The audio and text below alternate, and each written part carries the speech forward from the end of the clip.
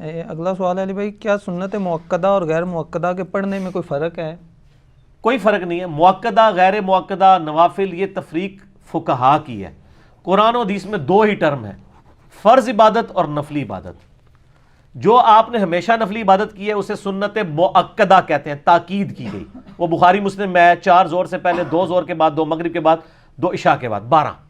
اور مسلم میں الفاظ ہیں کہ جو یہ 12 رکھتے پڑے گا اللہ تعالیٰ جنت میں اس کے لیے محل بنائے گا. یہ بخاری میں بھی ہے اور مسلم میں تو آگے الفاظ ہیں. وہ تبا تابی کہتے ہیں جب سے میں نے تابی سے سنا میں نے 12 رکھتے نہیں چھوڑی. تابی کہتا ہے جب سے میں نے ام حبیبہ حضور کی بیوی سے سنا میں نے کبھی یہ رکھتے نہیں چھوڑی ہیں. تو یہ ہوگی مؤکدہ. اور غیر مؤکدہ جو ہیں وہ ظہر کے 2 سنتوں کے بعد والی 2 رکھتے ہیں، عصر سے پہلے 4، عشاء سے پہلے تو جتنی مرضی پڑھیں، مغرب سے عشاء کے درمیان ثابت ہیں، جمعے والے دن بھی آپ جتنی مرضی پڑھیں، بخاری مسلم میں ثابت ہے. کوئی فرق نہیں ہے. حنفیوں نے وہ فرق بنایا ہوا ہے کہ جی وہ تیسری پھر سبحانک اللہ سے شروع کرنی ہے. عام سنتوں کی طرح آپ پڑھیں. درمیان والا تشہد فرض میں بھی اور سنتوں میں بھی پورا بھی پڑھ سکتے ہیں، عبدو و رسولو تک بھی پڑھ سکتے ہیں. اسی طریقے سے فرض کی تیسری اور چوتھی رکعت میں سورت ملا بھی سکتے ہیں، بخاری مسلم میں ثابت ہے، چھوڑ بھی سکتے ہیں. اور یہی حال سنتوں کا بھی ہے. سنتوں کی بھی تیسری اور چوتھی رکعت میں اگر کوئی سورت ملانا چھوڑ دیتا ہے، صرف فاتحہ پڑھ لیتا ہے، تو سنت تو ہو جائے گی اس کی، کیونکہ فاتحہ کے بغیر نماز نہیں ہوتی.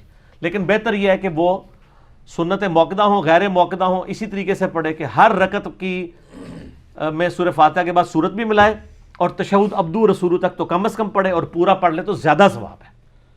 ٹھیک ہو گیا؟ دونوں طرح سے. یہ نہیں ہے کہ عبدو رسول کے بعد روشی پڑھ لے تو سجدہ صاحب واجب ہو جائے گا. یہ کہانی سنی نہیں ہے نا آپ نے؟ سجدہ صاحب پہ میرا مسئلہ 92 دیکھیں. اچھا اس کہانی میں رنگ کیسے بھرے ہیں انہوں نے؟ اے لطیفہ عرض کیا ہے یہ آپ نے لکھا تھا، ہم تو عرض کر کے نہ اس کی انجینئرنگ کرنے لگے ہیں. انہوں نے فقہ حنفی میں یہ مسئلہ لکھا ہوا ہے کہ اگر کوئی اللہم صلی علی پڑھ لینا عبدو رسولو کے بعد تو اس میں سجدہ صاحب واجب نہیں ہے. اگر اس نے پڑھ دیا اللہم صلی علی محمد تو اب 3 لفظ ہو گئے، تو اب سجدہ صاحب کرے گا، کیونکہ اس وقت تو نہیں پڑھنا تھا اور پڑھ دیا. حالانکہ میں نے سنن نسائی سے ثابت کیا کہ نبی علیہ السلام درمیان والے تشہد میں بھی پوری پڑھ لیا کرتے تھے. اچھا وہ کہتے ہیں جی ایک دفعہ امام حنیفہ رحمۃ اللہ علیہ کو نبی علیہ السلام کی زیارت ہوئی خواب میں. آپ نے فرمایا کہ ابو حنیفہ تو نے دروشی پڑھنے والے کے اوپر سجدہ صاحب لگا دیا. سجدہ صاحب تو پلنٹی ہوتی ہے نا کہ غلطی ہوئی. وہ کہتا ہے امام حنیفہ دیکھیں کتنے حاضر جواب تھے. امام حنیفہ پہ جھوٹی باندھا ہوا ہے، یقیناً انہوں نے خواب نہیں دیکھا.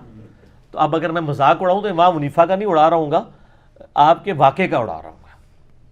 وہ کہتے ہیں جی کہ امام حنیفہ نے کہا کہ یا رسول اللہ علیہ وسلم میں نے تو درود شریف اس پہ سجدہ صاحب واجب کیا ہے جو بھول کر غافل ہو کر درود پڑھے.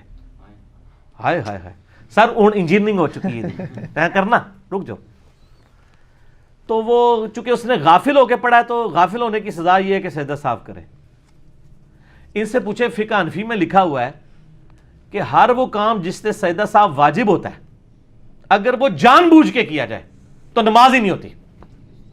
اس کا مطلب ہے کہ کوئی غافل ہو کے دروشی پڑھ لے وہ تو سجدہ صاحب کرے گا، اور جو جان بوجھ کے پڑھے اس کی نماز ہی نہیں ہوگی. نماز ہی. تو نبی علیہ السلام نے آگے سے نہیں پوچھا کہ ابو حنیفہ اگر کوئی محبت سے دروشی پڑھ لے تو اس پہ بھی سجدہ صاحب ہے، تو پھر امام حنیفہ فرماتے ہیں اس دی تو نماز ہی نہیں ہوتی. پھر پتہ لگتا ہے خواب انجینئرنگ ہو گئی ہے. ہوں آدھا نا بیان کریو، سمجھ آ گئی میری بات کی؟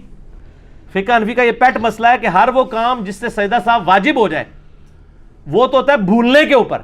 اگر وہ کام جان بوجھ کے کرے، یعنی ایک بندے نے دوسری رکعت میں بیٹھنا تھا اور وہ جان بوجھ کے چھوڑ کے کھڑا ہو گیا تو وہ کہتے ہیں نماز دوبارہ پڑھے گا، مکروہ تحریمی واجب الادا ہے، کیونکہ اس نے وہ غلطی جان بوجھ کے کی ہے، بھول کے نہیں کی. صحو تو کہتے ہی بھول کو ہے، سجدہ صاحب بھول کا سجدہ. تو سر درود شریف جو صحو سے پڑھے وہ تو آپ نے کہانی کرا لی کہ وہ غافل ہو کے پڑھا تھا اس لیے. اچھا اب جان بوجھ کے کوئی پڑھ لے، ہم تو پڑھتے ہیں اللہ کے فضل سے، ہم تو وطروں میں بھی پڑھتے ہیں، سنت ہے دعائے قنوت کے بعد. آپ تو درود والے صرف نام کے ہیں نا، ہم دروشی واقعی پڑھنے والے ہیں. ٹھیک ہے جی، ہم نہ بارود والے ہیں اور نہ گالیاں دینے والے ہیں، ہم درود والے ہیں اور گالیاں کھانے والے ہیں. اللہم صلی علی محمد وعلی آل محمد.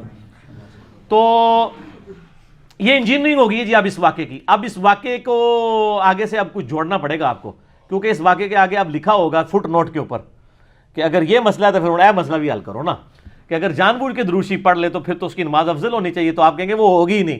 سر یہ جب آپ کہانی کرائیں گے نا تو آپ کو پتہ چل جائے گا آپ نے بزرگوں کے اوپر جھوٹے خواب باندھے ہوئے ہیں۔ پھر غصہ میرے پہ نہ کھایا کریں سر، آپ کے اگر بزرگوں نے اس طرح کی ادھوری چیزیں دی ہیں جو بعد میں پکڑی گئی ہیں تو سر میرا تو قصور نہیں ہے، انہوں نے خود غلطی کی ہے، نہ وہ کرتے نہ پکڑی جاتے۔ اب قرآن حدیث میں دیکھیں ہر چیز بالکل ٹنا ٹن ہے، اس میں کوئی آپ جھول نہیں نکال سکتے۔ تو میں ایک جملہ بولا کرتا ہوں کہ چور اپنی لنگوٹی چھوڑ جاتا ہے تو اسے وہ پکڑا جاتا ہے، تو یہ سارا واقعی جعلی ہے، جھوٹا واقعہ۔ ٹھیک ہو گیا؟ آخری سوال ہے آج کا، اگر امام ابو حنیفہ رحمۃ اللہ علیہ سے کوئی کتاب ثابت نہیں تو اتنی بڑی فقہ کیسے وجود میں آ گئی؟ اماموں کی تقلید کے حوالے سے کوئی اسپیشل لیکچر ہو تو وہ بھی بتا دیں۔ چلو مہربانی ہے، لیکچر ہی لے لو۔ مسئلہ نمبر 197 ہے میرا جی، 4 اماموں کی تقلید کا مسئلہ۔ اماموں کے نام کے اوپر یعنی ان کی علمی خدمات ہیں، انہوں نے میں نے کئی چیزیں ڈیوائز کی ہیں، ضروری نہیں ہوتا کہ کوئی کتاب لکھے گا تو اس کی فقہ آگے چلے گی۔ ہمیں کتاب والا مسئلہ تو ہم اس لیے کہتے ہیں کہ جب آپ ان کی طرف غلط بات منسوب کرتے ہیں تو ہم کہتے ہیں بتائیں انہوں نے کہاں لکھی ہے۔ یہ نہیں ہے کہ وہ بالکل ہی، ان کے شاگرد تھے امام محمد، امام ابو یوسف، ان لوگوں نے کتابیں لکھی ہیں، ٹرانسفر کی ہیں، ایون تقریباً 60% مسائل میں صاحبین نے، امام ابو یوسف اور امام محمد نے ان سے اختلاف بھی کیا ہے، تو فقہ اس طریقے سے ان کی چلی ہے۔ تبھی تو کتاب الرد علی ابی حنیفہ چیپٹر ہے مصنف ابن ابی شیبہ کا، ابو حنیفہ کے وہ مسئلے جو قرآن و سنت کے خلاف ہیں، اس زمانے میں ان کے خلاف چیپٹر لکھ دیا گیا ہے۔ ابن ابی شیبہ جو ہیں بخاری مسلم کے استاد ہیں، مسلم شریف میں 1500 حدیثیں امام ابن ابی شیبہ سے ہیں، اور اس کا میں نے چیپٹر کا پورا تعارف کرایا ہوا ہے، اور ریسرچ پیپر نمبر 17 ہے ہماری ویب سائٹ پہ، آپ ڈاؤن لوڈ کریں کہ امام حنیفہ کے کون سے مسائل قرآن و سنت کے خلاف تھے۔ وہ پری میچور فقہ تھی، حدیثوں کے بغیر تابعین کے اقوال پہ بن گئی، بعد میں جب صحیح احادیث سامنے آئیں لوگوں کے سامنے جب کمپائل ہو کے، تو شافعی رحمہ اللہ تعالیٰ کی جو فقہ ہے وہ قرآن و سنت کے قریب ہے۔